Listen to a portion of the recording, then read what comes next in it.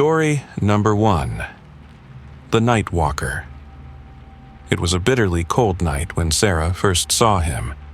The kind of night that made you pull your jacket tighter, even though you knew it wouldn't make much difference. The air was so sharp it cut through the skin, and the wind howled like something trapped and desperate. Sarah had just finished her dinner, a quick and quiet meal that was more habit than hunger, when she stepped out onto her back porch to grab a breath of fresh air. The woods behind her house were darker than usual, like they were hiding something, or maybe someone. She'd always found them a little eerie, even on the sunniest days, but tonight they seemed different. The trees stood like silent sentinels, their branches scratching the sky, and the snow that blanketed the ground gleamed white in the moonlight. It was then she saw him. He was standing at the edge of the woods, just on the outskirts where the trees met the open field. His figure was tall, unnaturally so, and his skin was pale as though he'd never seen the sun. He wore a dark coat, buttoned all the way up, and his hands were shoved deep into his pockets. The most unsettling part was his eyes. Pale, lifeless, but staring directly at her. For a moment, Sarah felt as though they were looking through her, as if he could see every part of her soul, every secret she kept locked away. She shook it off. It was probably just someone walking through the woods, someone who had gotten a little too close to the property. People did that sometimes, especially with the snow making the paths hard to follow. She went inside, locking the door behind her, and tried not to think too much about the stranger standing there, like a shadow in the dark. But every night he came back. At first, it was only for a few seconds at the edge of the trees. She'd see him standing there, watching her house, like he was waiting for something.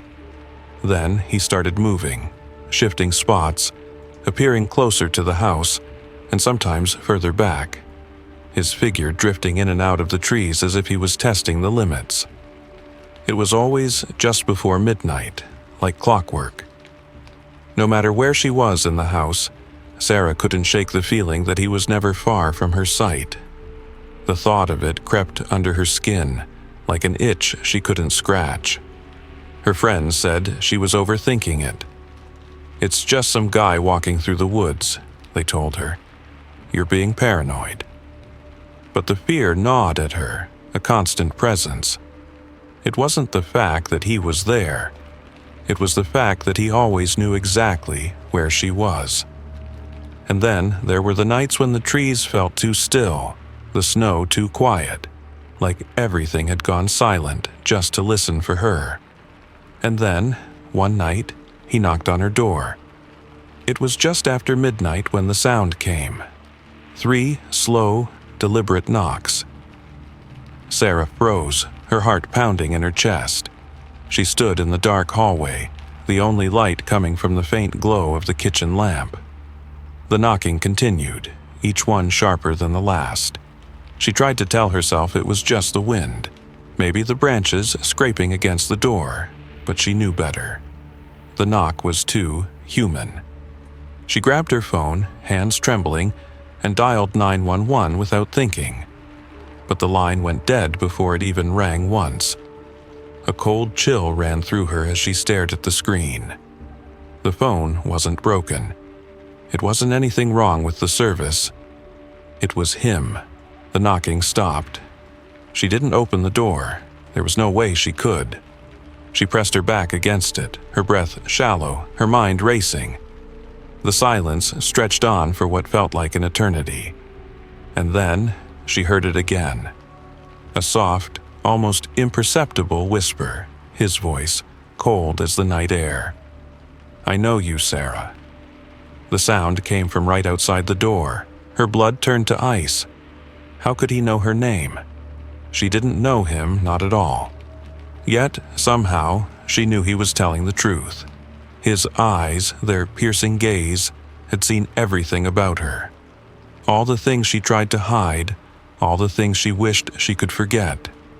He knew it all.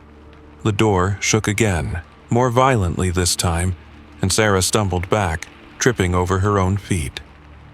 She knew what was coming next. She had felt it for weeks, the constant presence in the woods, the fear that grew with every passing night. He was here now. And whatever he was, whatever he wanted, she didn't think she could stop him. The door burst open. The cold air rushed in like a living thing, and Sarah's heart stopped. Standing in the doorway was the man. No, not a man. He was something else, something older, something that didn't belong. His skin was too pale, too thin, and his eyes, those hollow eyes, bore into hers, revealing everything she had ever tried to forget. His mouth didn't move, but the words came out sharp as a knife. "I've been waiting for you, Sarah." And in that moment she realized it was too late to run. He already knew everything. He always Story number 2. The Smiling Visitor. David had always been content with his solitude. He liked living alone, liked the silence that came with it. His house was tucked away in a quiet suburban neighborhood where the streets were clean, the lawns manicured, and the houses lined up like identical soldiers standing at attention. It was the kind of place where nothing ever happened. The kind of place where you could walk out to get your mail in the middle of the night and not think twice about it. Peaceful, predictable. But lately, there was something off. A feeling that had crept in little by little, gnawing at the edges of his mind until it became a constant hum in the back of his thoughts. The neighborhood that had always seemed so comfortable now felt suffocating. The shadows in his house seemed to linger longer than they should, the quiet too loud at night. Even his old dog, Max, who had always slept soundly at his feet, had started to bark at nothing.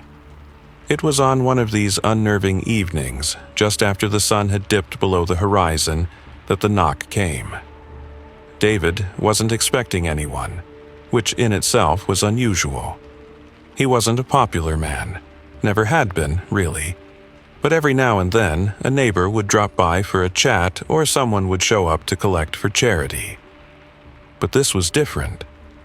The knock was firm, almost deliberate, as if the person on the other side had been waiting for just the right moment.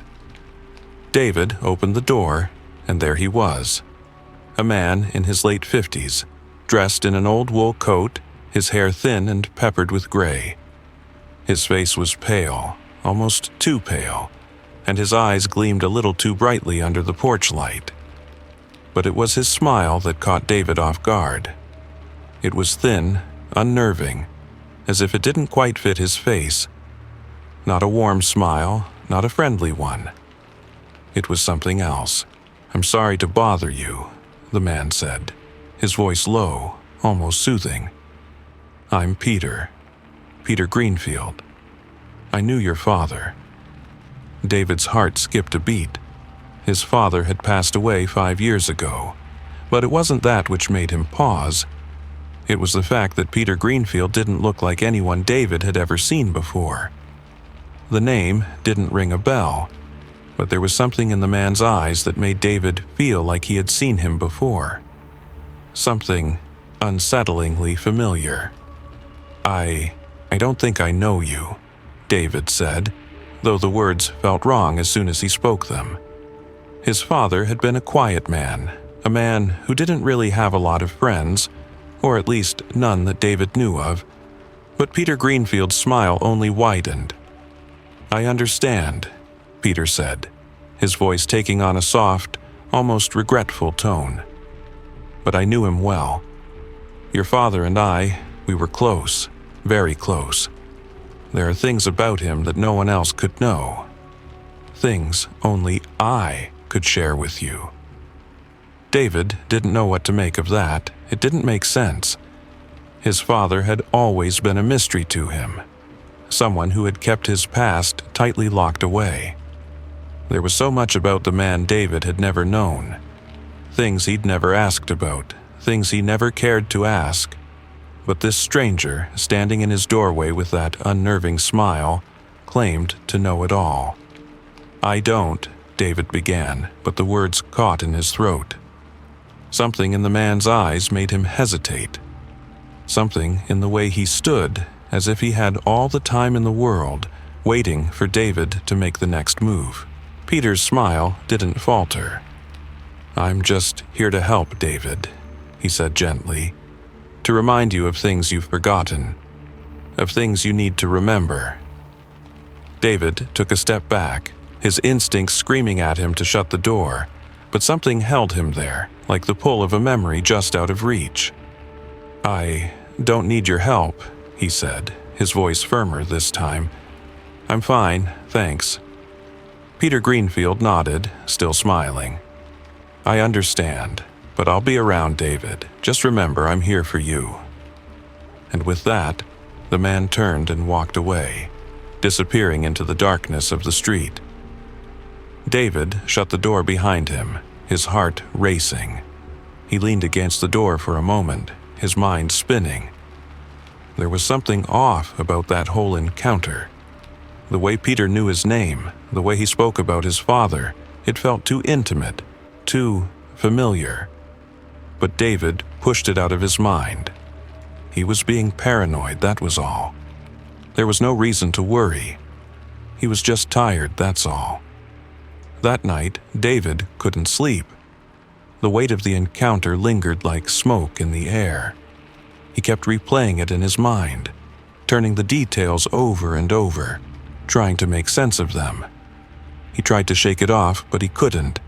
His father's name echoed in his ears. The next night, David sat in his living room, the lights dimmed low as he flicked through a book. Max, his dog, lay curled up at his feet. Everything was quiet, too quiet. And then, there it was again. A soft tap on the window. David jumped, his heart leaping into his throat.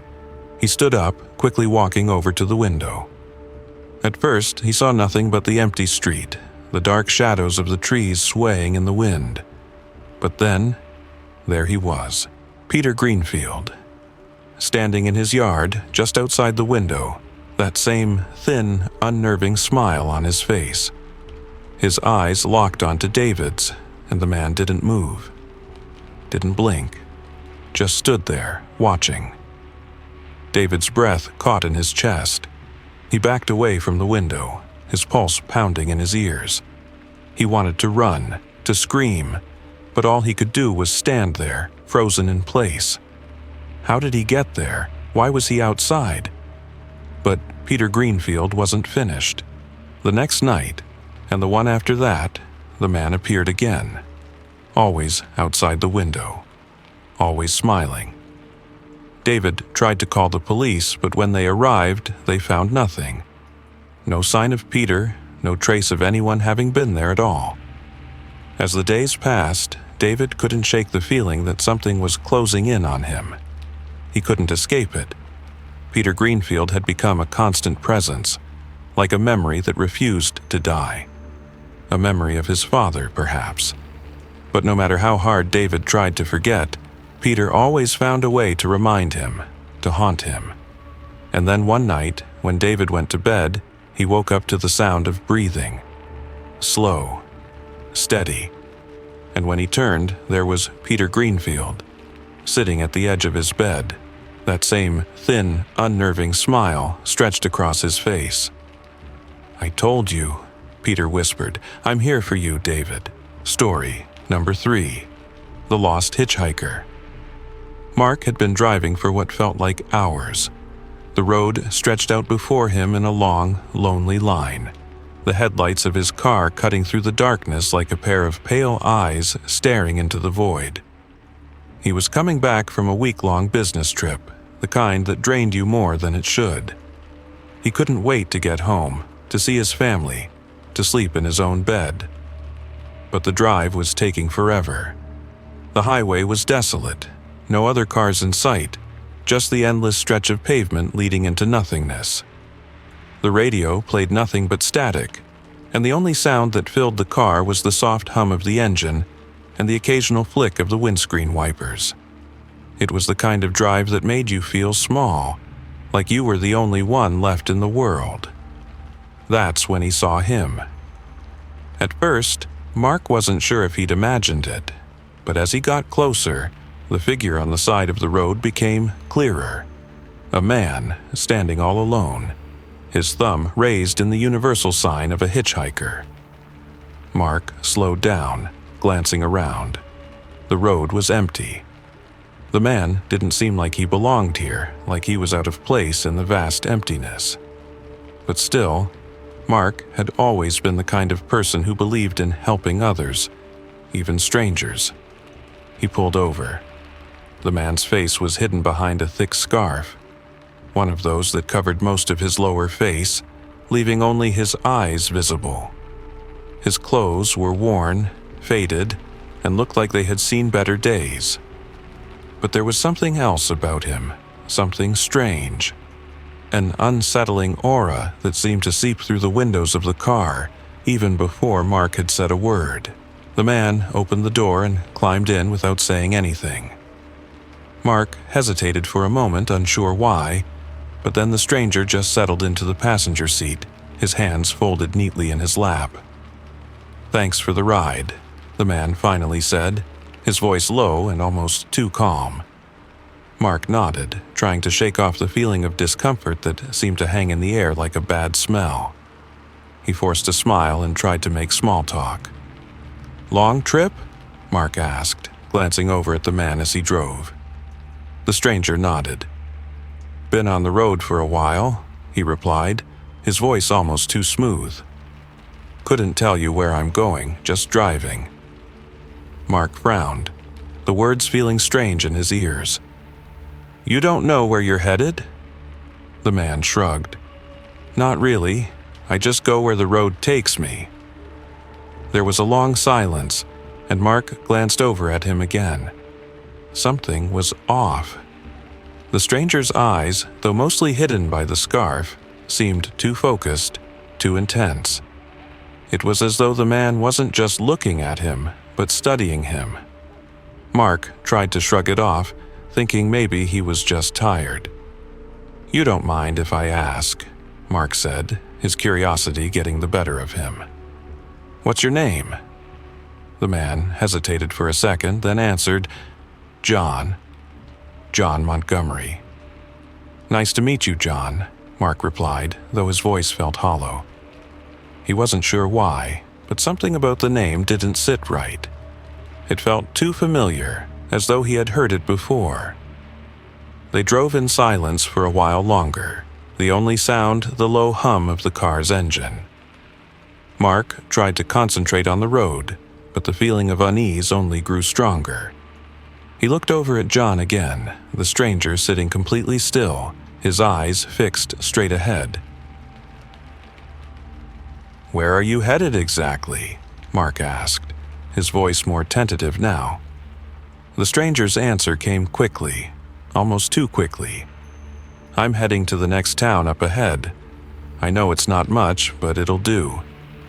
Mark frowned. The next town? He hadn't passed any towns for miles. There was nothing out here except endless stretches of road and wilderness. "There's no town for miles," Mark said, confused. "What do you mean?" The man just smiled, but it wasn't a friendly smile. It was knowing, like he had heard the question before, like he had been expecting it.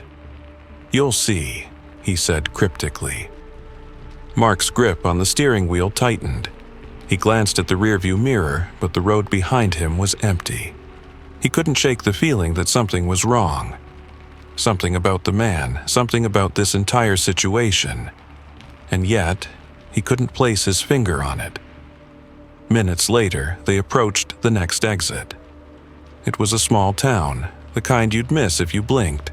Just a few houses and a couple of buildings along the roadside. Mark wasn't sure how he'd missed it before, but there it was. "You're getting off here?" Mark asked, still feeling the unease in his chest. The stranger nodded, his eyes locked on Mark's, unblinking. "This is where I'm getting off."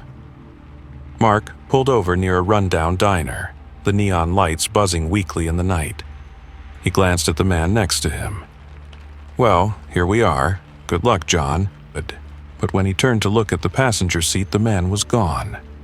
The door was open, and there was no sign of John Montgomery. Mark blinked, confused.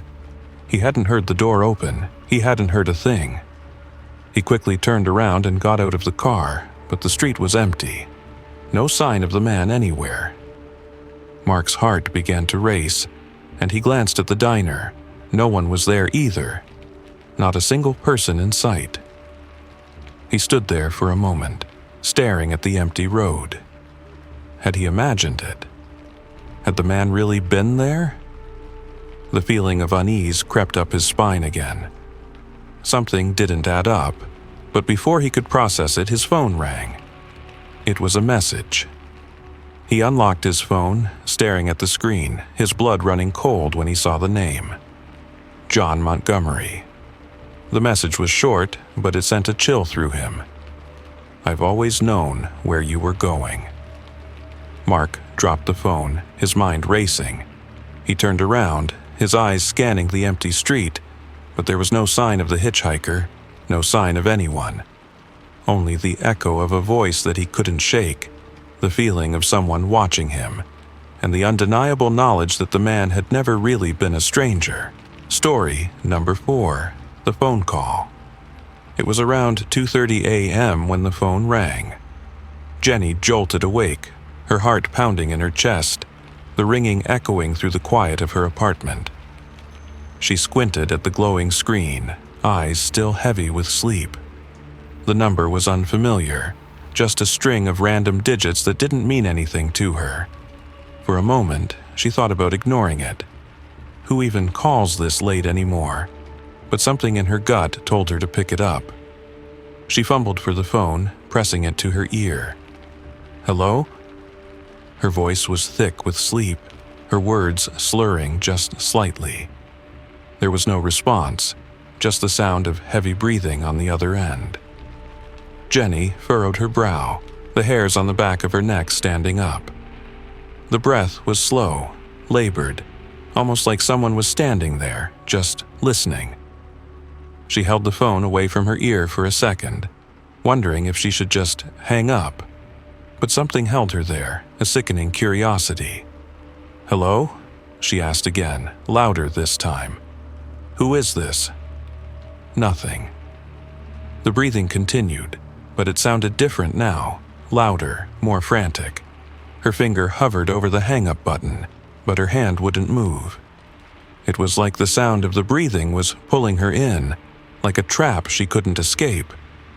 Her breath caught in her throat as she listened. The deep, uneven gasps coming from the other side of the line made her skin crawl. Then, just as suddenly as it had started, the breathing stopped. The silence that followed was deafening. Jenny held the phone, her fingers trembling, the quiet stretching on, until it felt like the air itself had thickened, making it harder to breathe. And then, in the stillness, a voice whispered her name. "Jenny." The sound of her name sent a chill down her spine, her blood running cold. It was soft, almost like a breath, but it was unmistakable. She didn't know who it was, but she knew it wasn't anyone she recognized. Panic clawed at her throat. She tried to speak, to ask who was there, but the words wouldn't come. Suddenly, the line went dead. No click, no goodbye, just silence. Jenny stared at her phone, her pulse pounding in her ears. It took everything in her to put it back down on the nightstand. She tried to shake the fear off, trying to convince herself it was just a prank, a wrong number, some twisted joke. But she couldn't shake the feeling that something wasn't right. She lay awake for what felt like hours, staring at the ceiling, her mind racing. What had just happened? Who had called her? Why did it feel like they knew her? The next morning, the sun was still low in the sky, the light creeping in through her blinds. She had hardly slept, and when she got out of bed, her muscles felt stiff, like she hadn't moved at all during the night. But there was something waiting for her, something she hadn't expected. When she opened her front door, she froze. There, taped to the door with a piece of Scotch tape, was a note. Jenny's heart skipped a beat as she stared at it, her stomach twisting. It was written in her own handwriting. "I know you're awake." Her breath caught in her throat, and she slowly reached for the note, her hand trembling. As her fingers brushed the paper, she felt a wave of nausea wash over her. She had never written that, not in a million years. She turned the note over, hoping to see something, anything to explain it, but the back was blank. There was no address, no explanation, just those 4 words. Jenny's mind raced. How could someone have known what she was feeling, what she had heard? How could they have written something in her own handwriting without her even realizing? She looked around, the apartment suddenly feeling smaller, suffocating. She couldn't shake the feeling that someone was watching her, just outside the window, just behind the walls. The phone call from the night before replayed in her mind over and over, the breath, the whisper, and now this note. It was like a warning, but for what? She didn't know. All she knew was that whoever had called her wasn't done. Not by a long shot. And they were getting closer. Story number 5. The Stranger in the Basement. It was just another evening in the new house.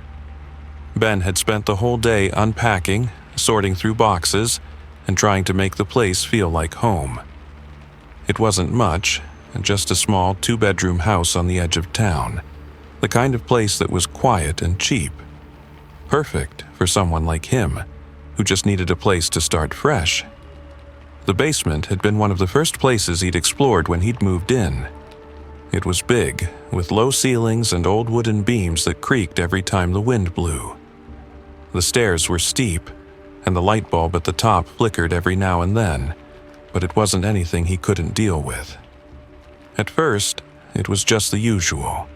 Boxes full of kitchenware, old books, things he didn't know what to do with yet.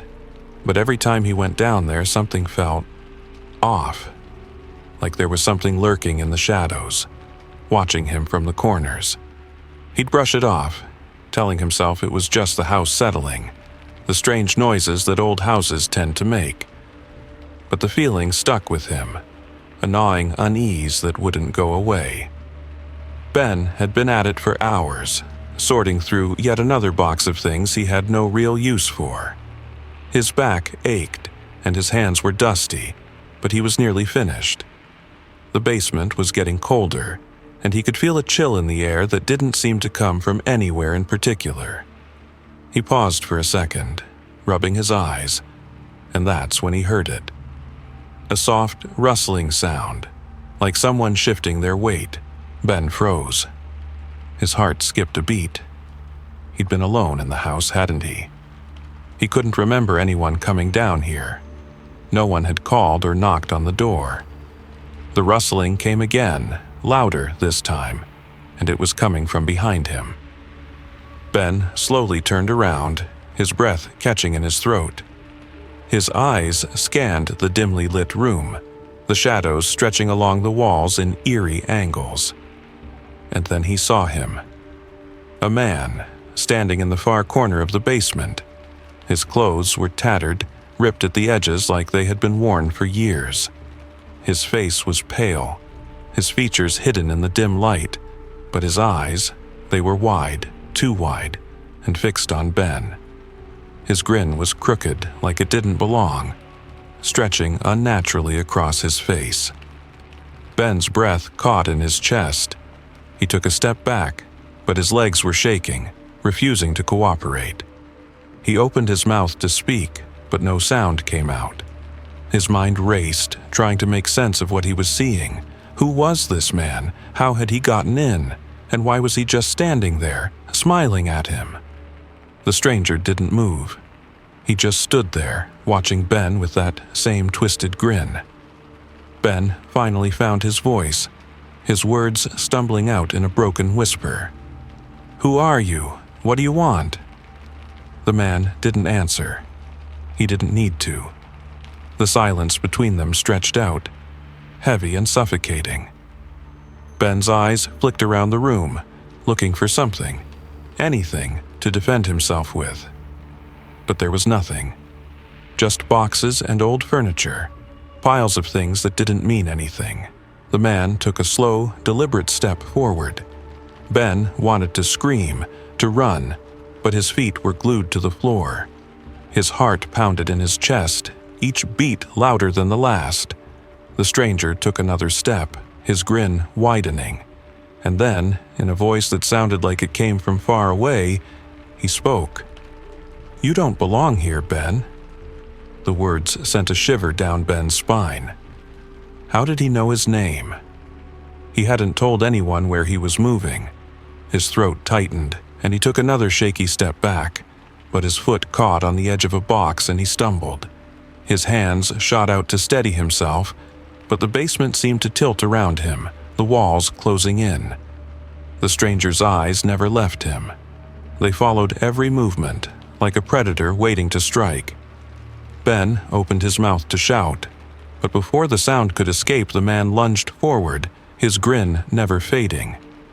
Ben barely had time to react before the stranger was right in front of him, so close he could smell the damp, musty scent of his clothes. The man reached out, his hand brushing Ben's arm, and for a moment, everything went still. Ben's blood ran cold. The touch was ice, colder than anything he'd ever felt, like the touch of death itself. And then, just as quickly as he'd appeared, the man was gone. Ben blinked. His heart raced, his breath coming in short, panicked gasps. The basement was empty again. The shadows were just shadows. The only sound was the distant hum of the furnace. He looked around, his mind trying to catch up with what had just happened. Had he imagined it? Had he been hallucinating? But then, his eyes fell on the far corner of the room, and there, taped to the wall, was a piece of paper. Ben's name was scrawled across it in big, messy letters. "I'll be back." He didn't need to read any more. He didn't want to. His feet finally obeyed, and he bolted for the stairs, his heart pounding in his chest. The basement door slammed behind him, and he locked it, the sound echoing in the stillness of the house. But as he stood there, panting, trying to make sense of everything, one thought kept running through his mind. The man had been waiting for him. Story number 6, The Vanishing Man. It was the kind of town where everyone knew everyone else. A small, quiet place nestled in the countryside, where life moved at its own slow pace. The streets were lined with old trees, and the air always smelled like fresh-cut grass and distant rain. It was the type of place that felt safe, where people didn't lock their doors, and neighbors still waved to each other across the yard. But lately, there had been something wrong in the town of Oak Hollow. It started with a missing person, an old man named Harry Davis.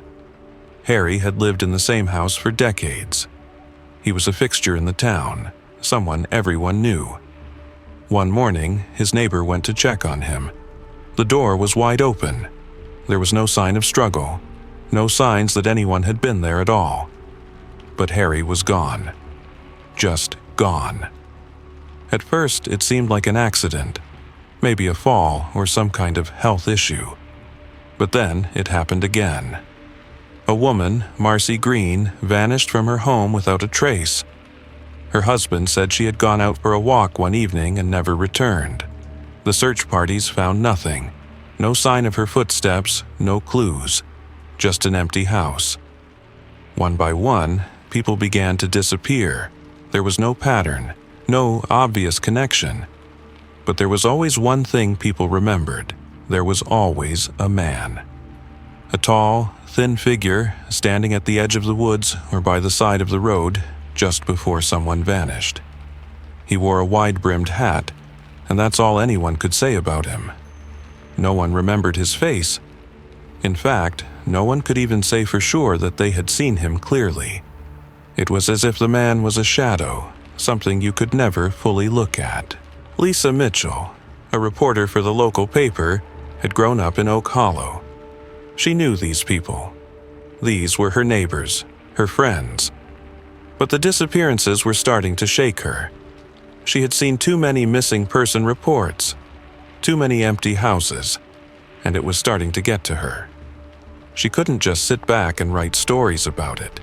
She needed to figure out what was happening, who this strange man was, and why he was targeting Oak Hollow. It wasn't easy, though. People were reluctant to talk about the man. Every time Lisa asked, people's faces would go blank, like they were trying to remember something, but couldn't. It was as though their minds would just slip away from the memory, like water down a drain. No one wanted to say it aloud, but Lisa could feel it. They were all scared. They didn't want to remember the man. They didn't want to remember the connection. Lisa's investigation led her deeper into the town's past, sifting through old records and talking to anyone who might know something. That's when she found a pattern. Something strange in the local history. Several years ago, before the first disappearance, there had been a similar wave of vanishings. The same tall, thin man, the same wide-brimmed hat, but back then people had brushed it off as coincidence, or maybe just an urban legend. As Lisa spent more time digging, she started to feel his presence. At night, when she was alone, she would feel a cold chill, as though someone was standing just behind her, breathing down her neck. But when she turned, there was no one there. The feeling would pass, but the fear lingered, curling in her gut like a sickness. One evening, as Lisa was leaving the local diner, she saw him again. He was standing across the street just on the edge of the trees, tall, thin, wide-brimmed hat. The familiar feeling washed over her, but this time, she didn't look away. She couldn't.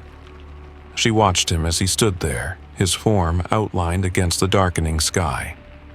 He didn't move, didn't even seem to notice her. But she knew. Lisa's heart raced. She wasn't just investigating anymore, she was being hunted. The next day, Lisa tried to talk to Sheriff Jennings about what she had seen. She wanted to warn him, to tell him about the pattern she had found, but when she arrived at the station, the sheriff was gone. The entire office was empty. The phone lines were dead. It was as though the entire town had disappeared overnight. The air was thick with an eerie silence, broken only by the sound of her footsteps. Lisa ran outside, her breath coming in short, sharp gasps. She needed to get to her car. She needed to leave Oak Hollow, but when she got to the parking lot, she saw him again, the man, standing just in front of her car, blocking her way. He wasn't smiling. He wasn't even looking at her directly, but she knew. He knew she was there. He had always known. "You shouldn't have come here," the man said, his voice low and cold. It wasn't a threat, it wasn't an accusation. It was a simple fact. Lisa froze, her body refusing to move. She wanted to run, wanted to scream, but her feet were like stone. The man took a step forward, and suddenly, Lisa wasn't in Oak Hollow anymore. She was somewhere else, somewhere dark, somewhere cold. The man's figure towered over her, his wide-brimmed hat casting a shadow that swallowed her whole. And then, just before she vanished, she heard his voice again. "You've been found, Lisa." The last thing she saw before everything went black was his smile. The next morning, the town of Oak Hollow was quiet again, just like before. But this time, there was one more person missing, and no one would remember Lisa Mitchell. Not really. They would remember the man, but they would forget her face, just like the others. Because that's how it worked. And soon, someone else would be next. Story number 7. The Silent Neighbor. Ruth had always known Mr. Hawthorne was a bit of an oddball. He was the elderly man who lived next door, his house tucked between two others like a forgotten relic from another time. He didn't have visitors, didn't speak to anyone in the neighborhood, and his lawn was always slightly overgrown, just enough to make him stand out without drawing too much attention. People whispered about him, but no one really knew anything for sure. Some thought he was just a quiet man who liked his privacy. Others thought he was hiding something. At first, Ruth didn't pay him much attention. She had her own life to deal with, work, family, and trying to make her house feel like a home after the move. But there was something unsettling about the way Mr. Hawthorne kept to himself. He never waved when she waved, never acknowledged anyone. His house was always dark, as if it was frozen in time, and his windows never seemed to catch the sunlight. It was like he didn't want the world to see inside. But Ruth didn't mind. It was only when the strange things began to happen that her curiosity about Mr. Hawthorne grew into something else, something darker. It started with small things. A lamp flickering in the living room, then turning off on its own. Ruth thought it was just a faulty bulb, but the flickering happened again the next night, and again the night after that. Then there was the door. One evening, Ruth came home to find it slightly ajar, even though she was sure she had locked it before leaving. At first, she blamed it on the wind or perhaps a slip of her own memory. But as the days went by, the strange occurrences became harder to ignore. Things began to move, just a little. A chair that wasn't in the place she remembered.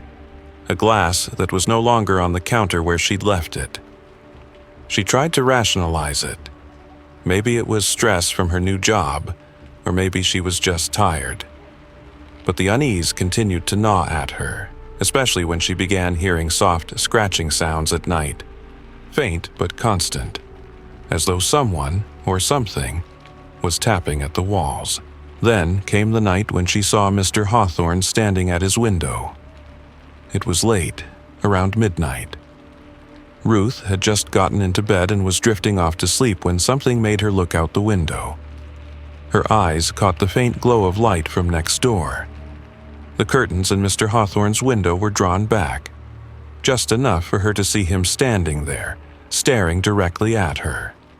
His face was pale in the dim light, his features gaunt, and his eyes were wide, fixed on her with an intensity that sent a shiver down her spine. Ruth's breath caught in her throat. She had never seen him at this time of night, never seen him outside of his house, and certainly never seen him watching her. The hairs on the back of her neck stood up, and she quickly pulled the curtains closed.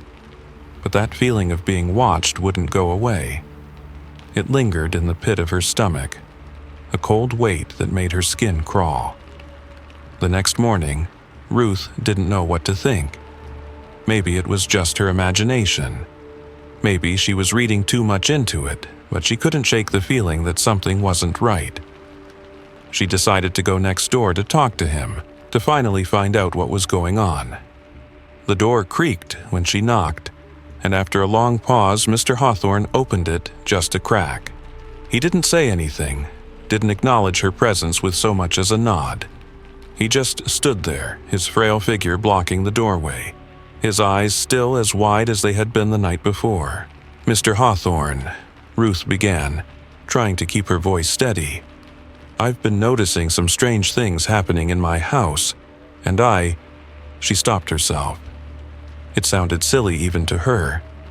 How could she explain the feeling of unease, the way things moved without reason, how the walls seemed to whisper at night? He just stared at her, his eyes unblinking.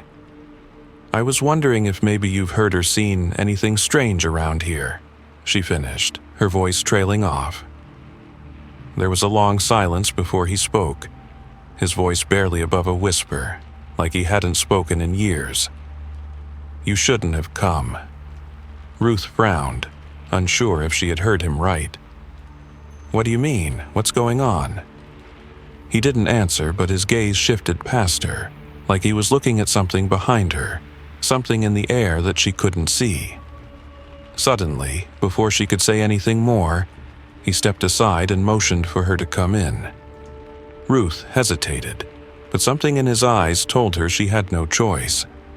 He was letting her in, and something in her gut told her it wasn't just a courtesy. The house smelled old, dusty and musty, and the walls were lined with bookshelves stacked high with yellowed, forgotten volumes. It felt colder than it should have been. The room was dim, lit only by a single light hanging from the ceiling. Ruth stepped further inside, her feet almost soundless on the thick carpet, and her eyes scanned the room. That's when she saw it. In the corner of the room was an old wooden chest, one she'd never noticed before. Its surface was scratched and chipped, and there was something about it that made Ruth's stomach tighten. She walked over, almost against her will, and as her fingers brushed against the surface, a low, rasping sound filled the room. Mr. Hawthorne's voice broke the silence. "You shouldn't have opened it." But it was too late. The chest creaked open on its own, and inside, Ruth saw what had been hidden for so long. It wasn't a collection of old books or photographs like she'd expected. It was a body, a withered, decaying corpse, its face frozen in a silent scream. But it wasn't just any body, it was her own. Ruth stumbled backward, her breath caught in her throat. The room spun around her, and she felt the floor tilt beneath her feet. Mr. Hawthorne's voice, softer now, filled the air. "I told you, you shouldn't have come." Ruth's eyes met his, and for the first time, she understood. She had been here before. She had always been here, the house, the silence, the staring eyes. It was all part of the same nightmare. And now, she was a part of it too. The last thing Ruth saw was Mr. Hawthorne's cold, knowing smile before everything went dark. Story number 8, The Man in the Park. Jake had always been someone who liked routine. It wasn't that he was boring or stuck in his ways. It was just that he liked the comfort of knowing what to expect each day. Every morning, he'd wake up at 6:30, hit the gym for an hour, and then go to work. At the end of the day, he'd jog through the park near his apartment to clear his head before heading home. The park was quiet, peaceful, and, most of the time, empty. It was a perfect way to unwind after the stress of the office. But there was one thing that had started to bother him. Every day, without fail, there was the same man sitting on the same bench by the lake. He looked out of place, like he didn't belong. His clothes were old, like something from another decade, and his posture was stiff, almost unnatural. His eyes never seemed to blink, just staring straight ahead, as if focused on something far away. Jake would jog past him each day, trying not to think too much about it. Maybe the man was just another regular park goer. At first, Jake didn't pay much attention, but after a week, he began to notice the pattern. The man was always there, sitting in the same spot at the same time. His clothes never changed, his posture never shifted, his vacant stare never wavered. It was as though the man was frozen in time, always waiting for something. The air around him felt heavy, charged with something Jake couldn't quite place. The man was like a shadow in the park, haunting the same bench day after day. One evening, after a particularly long day at work, Jake decided to try something different. His curiosity had been gnawing at him for days now, and he couldn't shake the feeling that something wasn't right. Maybe it was time to see if the man was even real, or if he was just a part of Jake's growing paranoia. As he jogged towards the bench, he saw the man sitting there, as usual, staring into the distance. This time, instead of running past, Jake slowed his pace. His heart beat a little faster as he walked toward the bench. The man didn't move, didn't acknowledge him in any way. He was as still as ever. Jake hesitated for a moment, unsure if he should even sit down. But then, without thinking, he dropped to the bench beside the man. The air around them seemed to thicken. Jake could feel the weight of the man's presence even though he hadn't said a word. The silence stretched on for what felt like an eternity. Jake didn't know why he stayed. Maybe it was the need to know, the curiosity that had built up over the past few days, but he couldn't take it anymore. "Why are you here?" Jake asked, his voice barely more than a whisper. "What do you want?" The man's head remained still, but Jake could feel his gaze shift. Slowly, the man turned his head toward Jake, and for the first time, their eyes met. They were cold, empty eyes, like they had seen too much. Jake felt a chill run down his spine, as though something had just shifted in the air. He tried to look away, but he couldn't. The man's stare locked onto him, drawing him in, pulling him closer. Then, in a voice so quiet it seemed to come from the depths of the earth, the man whispered, "You're next." Jake's breath caught in his throat. For a moment, his body went numb, frozen in place. The words hung in the air like a warning, a prophecy, or maybe a curse. The man's lips didn't move much, but the words were clear as day. "You're next." Jake stood up quickly, his heart pounding in his chest. He turned to run, but his legs felt heavy, like they were made of stone. The park around him seemed to shift, the shadows growing longer, stretching out like fingers trying to pull him back. He stumbled, but he kept running, faster than he had ever run before. When he finally made it back to his apartment, breathless and shaking, he locked the door behind him. The man's words echoed in his mind, the whisper so real it felt like it was still in his ear. "You're next." That night, Jake didn't sleep. Every creak of the building, every soft rustle outside his window made him jump. The image of the man's empty eyes staring into his soul was burned into his mind. He couldn't shake it. The next day, Jake didn't go to the park. He told himself it was just a weird encounter, a bad night, maybe even a dream. But the feeling didn't go away. The more he tried to ignore it, the more it seemed to linger in the back of his mind. For the next week, Jake stayed away from the park. But then one day, on his way home from work, he found himself walking in that direction without even thinking about it. He didn't want to go, but his legs carried him there anyway. When he reached the park, his eyes immediately searched for the bench. The man wasn't there. Jake didn't know whether to feel relief or dread. He had been expecting him. Expecting to see that same vacant stare, expecting to hear the whisper again. But the bench was empty. It was like the man had never been there. He turned to leave, but then something caught his eye. A figure, tall and thin, standing at the edge of the trees, just barely visible in the fading light. The wide-brimmed hat, the posture, the vacant stare. And for the first time, Jake understood. He was next. Story number 9. The Eyes in the Window. Lena had always been drawn to the house across the street. It wasn't a conscious thing, more like a nagging feeling that she couldn't shake. The house had been abandoned for as long as she could remember, old and weathered, with ivy crawling up its crumbling brick walls.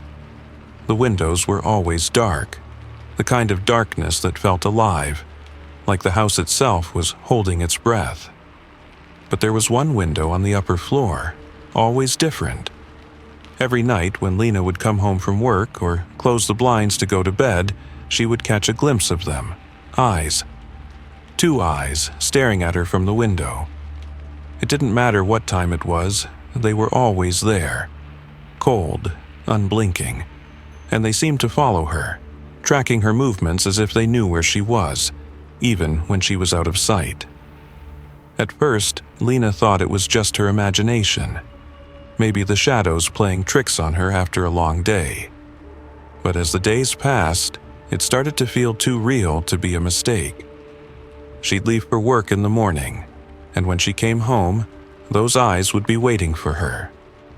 If she walked past the house on her way to the grocery store, she could feel them, like an invisible hand resting on her shoulder, guiding her steps.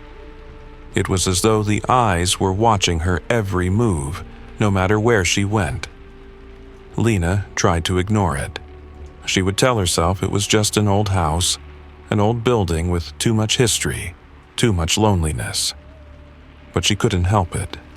The feeling was too strong. The eyes were too real. One evening, the feeling became unbearable. It was late, almost midnight, and Lena was sitting on her couch flipping through TV channels but not really watching. The house across the street loomed in her peripheral vision. She had tried to avoid looking at it, but tonight something was different. There it was again, those eyes, watching, always watching. Lena stood up and walked to her window, her breath catching in her throat as she stared at the house. The light from her living room cast long shadows on the street, but the upper window remained illuminated in the darkness, the eyes still there. She couldn't take it anymore. It was like a magnetic pull drawing her in. She knew she had to confront whatever was watching her. Without thinking, Lena grabbed her coat and left the house. She crossed the street, her feet moving quickly despite the hesitation in her chest. When she reached the front gate of the old house, she stopped. The metal gate creaked in the wind, and the house stood in front of her, dark and foreboding. But she couldn't stop now. She had to know what was going on. The door was slightly ajar, as though it had been waiting for her. Lena pushed it open, the hinges groaning in protest. She stepped inside, and the smell of mildew and decay hit her like a wall. The air was thick, heavy with years of dust and neglect. The floorboards creaked beneath her feet as she slowly made her way through the dark hallway. Her heart was pounding, her breathing shallow. She felt like an intruder, like she shouldn't be there. But she couldn't turn back now. She reached the staircase and looked up. The upper floor was shrouded in shadows, but she could see the outline of the window, the eyes. They were waiting for her. Lena climbed the stairs, each step feeling heavier than the last. When she reached the top, she hesitated. The door to the room was closed, but it felt as though the house was holding its breath, waiting for her to open it. She took a deep breath, pushed the door open and stepped inside. The room was dimly lit by the light coming from the window. It was empty, except for the dust-covered furniture and the broken remnants of what used to be a home. But as Lena's eyes moved across the room, they landed on the far corner. And that's when she saw it. There, sitting in a chair in the corner, was a figure. A person, hunched and motionless, their head bowed. The only thing Lena could see were the eyes. Those same eyes she had seen from across the street, now staring at her with an unblinking, cold gaze. But there was something wrong. The eyes were sunken, hollow, like they had been staring at nothing for years. And then, slowly, the figure lifted its head. Lena gasped. The face was a mask of decay, skin stretched tight over bone, lips cracked and pulled into a twisted smile. The body, lifeless and still, didn't belong to a living person. It was as though the figure was trapped between life and death, caught in a moment of terror that never ended. Her heart raced as she took a step back. Her legs felt like lead, but she couldn't tear her eyes away from the figure. The silence in the room was suffocating, and the air felt thick, like it was pressing in on her. And then a voice, soft, like a whisper carried on the wind, sounded from the figure's lips. "Thank you for finding me," it said, the words drawn out and ragged. Lena's blood ran cold. She turned to flee, but the door slammed shut with a deafening crash. She tried to pull it open, but it wouldn't budge. The figure in the chair tilted its head, the hollow eyes still fixed on her. "Now you're mine," it whispered. The last thing Lena saw before the darkness swallowed her whole was the cold, empty stare of those eyes, the eyes that had been watching her all along. Story number 10. The Man Who Knows Too Much. Tom had always thought his life was perfectly ordinary. He woke up every morning at 6:30, made his coffee, and headed out to work. He had a steady job at the bank, a wife who loved him, and 2 kids who were growing up too fast. His house was small but cozy, just the way he liked it. He didn't want for much. His life was simple, predictable, and, in a strange way, comforting. But everything changed the day he received the letter. It arrived on a Tuesday, an ordinary day like any other. Tom had just come home from work and was standing in the kitchen, unpacking his lunch when he noticed the envelope on the table. It was thick, with no return address, and it looked old. The paper was rough, the kind you'd find in a dusty old store, and the handwriting on the front was strange. Familiar, but not quite. He turned it over and saw that it was addressed to him. He opened it slowly, his curiosity piqued. Inside was a single piece of paper, yellowed with age, with neat, precise handwriting that seemed to almost leap off the page. The letter was brief, but its words were like a punch to the stomach. Dear Tom, I know you. I know your life better than you do. Every detail, every moment. I've been watching you for years, and there's nothing you can do about it. I know about the time you spent in the woods behind your house when you were a boy, sneaking away from your parents to play with your friends. I know how you cried the day you lost your dog, and I know exactly where you were the first time you kissed your wife. The smell of the roses in the garden, the way her lips tasted, how you felt when you first saw her walk down the aisle. I even know about your secret, Tom, the one you've never told anyone, the one you keep hidden deep inside. I've been watching you. Minus M. Tom's hands were shaking by the time he finished reading. His mind raced, his heart thudding in his chest. The letter was too accurate, too detailed. How could this person know about the things he'd never told anyone? The memories that only he held in his mind? Tom set the letter down, feeling his stomach churn. He tried to push it out of his mind, to laugh it off as some kind of sick joke. But something about it nagged at him. Something about it felt wrong. The next few days passed, but the unease never left. He kept thinking about the letter, about the way it had described moments from his life, moments he hadn't thought about in years. The memory of the dog he lost when he was 10. The smell of the roses in the garden where he'd kissed his wife for the first time. Even the secret he'd kept buried deep inside, the one he'd never shared with anyone. No one could know that. And then it started happening. Small things at first. He'd come home to find his front door slightly ajar, even though he was sure he had locked it. Or his car would be parked in a different spot in the driveway, though no one else had driven it. He began to notice things that seemed out of place, things he couldn't explain.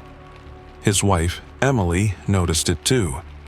She'd ask him why he seemed so on edge, why he was staring off into space when he should be relaxing after work. Are you okay, Tom? She'd ask. You've been acting strange. But he couldn't tell her the truth. He couldn't tell her about the letter, about the man who seemed to know things he couldn't possibly know. One evening, as Tom sat on the couch staring at the letter once more, something caught his eye through the window. He saw a figure standing across the street, staring at him from the shadows. It was a man, tall and thin, but the figure was too far away for him to make out any details.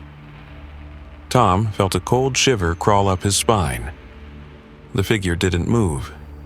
It just stood there, watching. Tom's heart raced. He grabbed his jacket and rushed outside, but when he got to the street, there was no one there. Just the empty street, the houses lining either side, the soft hum of the streetlights flickering above him. He turned back to his house, but as he did, he saw something that made his blood run cold. In the reflection of the window, just behind him, He saw the man standing there. The same man from across the street, but now he was closer, right behind him. Tom spun around, but the man wasn't there. Panic surged through him. He rushed inside, locking the door behind him. Emily looked up from the kitchen, her face full of concern. "What's wrong?" she asked, but Tom couldn't answer. He was too shaken, too scared. That night, he couldn't sleep. He lay in bed, staring at the ceiling, the letter beside him on the nightstand. He kept thinking about the words, "I've been watching you." Who was this man? Why had he been following him? And why did it feel like his past was coming back to haunt him? The next morning, he decided to go to the police. He couldn't live like this anymore, not knowing what was going on, who was watching him. But when he picked up the phone, something stopped him. A sudden realization hit him like a wave, and he dropped the phone. It was the letter. The handwriting was the same as the name on the return address of the envelope. The same neat, precise handwriting. The letter wasn't just a random note, it was a warning. The man knew more about him than anyone should, and Tom realized, with a sinking feeling in his stomach, that the man was not just a stalker, he was a ghost, a shadow from his past that had never really died. Tom rushed to the window, and as he looked out, he saw the figure standing across the street once again, watching. And this time, Tom didn't just feel afraid. He felt trapped.